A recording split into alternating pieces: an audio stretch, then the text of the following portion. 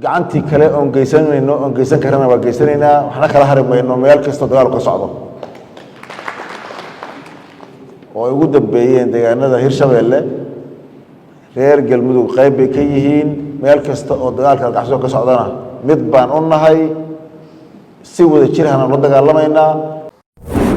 waxaad ogtihiin dadka reer Galmudug meel kasta ay joogaan dagaalka cadowga argagixisada ah ee amniga iyo xasiloonida iyo nolosha ka soo horjeeda lagula jiro waa laga wada qayb galay ilaahay fadligiis waxaana lagu xoreeyay degmooyin iyo deegaano muhiim ah oo dhibaato muddo dheer ku hayeen cadowga argagixisada ah maantay inaa dagaalkii meel kasta uu ka socdo anaga dagaalka cadowgaas lagula jiray waa isu kaana mid waa lagu jiraa meeshii uu ka socdana reer Galmudug qayb bay ka yihiin waan ka qayb qaadanayaan dhammaanna waa bogaadinaynaa walaalaha iyo deegaanada iyo ciidamada qalabka sida qaybada kala duwanna waxaan leenahay meel walba joogaan guul baan u rajaynaynaa deegaanada hadda sida gaarka ah ay baryahan dambe isku dayga ilaahay idinkii fashilmay sina fashilmi doona laguna guulaysan doona ay ka wadeen oo ay ugu dambeeyeen deegaanada Hirshabeelle reer Galmudug qayb bay ka yihiin meel kasta oo dagaalka gacsoo ka socdana mid baan u nahay si wada jir ah la dagaalamayna wixii ciidamo iyo ciidamadana waa ka qayb galeen gacantii kale oon geysan karana waa geysanaynaa waxna kala hari mayno meel kasta dagaalku ka socdo waxaan sidoo kale halkaan runtii inaan ka bogaadiyo dowladda iyo dadka reer Puntland dagaalka ay kula jiraan qaybo ka mid ah argagixisada oo ay guulaan ka gaareen waxaan leenahay ilaahay idankii guulaysta waa guulaysateena dhamaystirka la iskala qayb galaan leenahay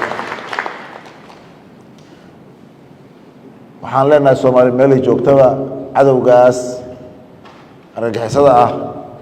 qofba intuu kari karo ha uga qayb qaato ha uga qayb galo la dagaalankooda iyo dalka in laga xoreeyo maxaa yeelay Soomaali meel ay xasilooni iyo dawladnimo in ay dalku hore u socdo ay u ogol yihiin ma jirto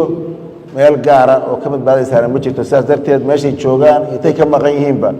waa in si midnimo ah loo wada qayb qaataa dagaalkaas alxalaawayaasha lagula jiro sidoo kale waxaan rabaa inaan idhaahdo isla amniga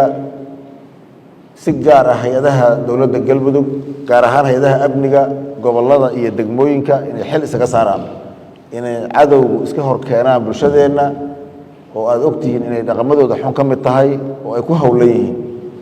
aad iyo aad loola dagaalamo looga foojignaado oo isku dhacyada iyo dhibaatooyinka ay ka abuuraan guud ahaan Soomaaliya gaar ahaan Galmudug waxay ka abuurayaan in isha lagu hayo hay'adaha amniguna xil gaar ah iska saaraan iyo mas'uuliyiinta ay sida gaarka ah u qusayso arrintaas waxaan rabnaa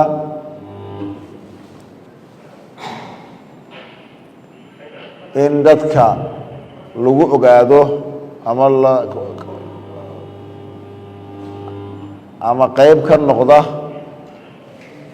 dagaalkaas horinta colaadaha in markiiba sharciga loo soo bandhigo hay'adaha amniguna ay ka howlgalaan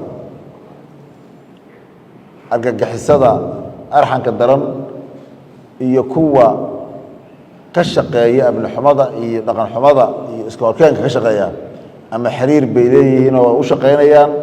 ama garashadooda xun bay kala mid yihiin argagixisada saas darteed waa in dadka ku lug yeesha arrimahaas si gaar ah iyagana loo dabagalo hay'adaha amniguna xil iska saaraan iyo dhammaan maxkamadaha iyo garsoorka taasna waxaan rabnaa inaan amniga aad iyo aad u bogaadino dadka dhibaatooyinku dhexdooda ka dhaceen ama waxyaabo dhex mareen hadda muddooyin horena sida haddaba meelaha qaarkood fadhiyadii iyo kulamadooda lagu howlan yahay in waxaan rabnaa arrimaha dib u heshiisiinta la dhammaystiro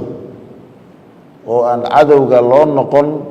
hiil oo aan bulshada la kala qaybin oo bulshada la kala jabin wadajirkeeda iyo midnimadeeda iyo xooggii la gelin lahaa argixisada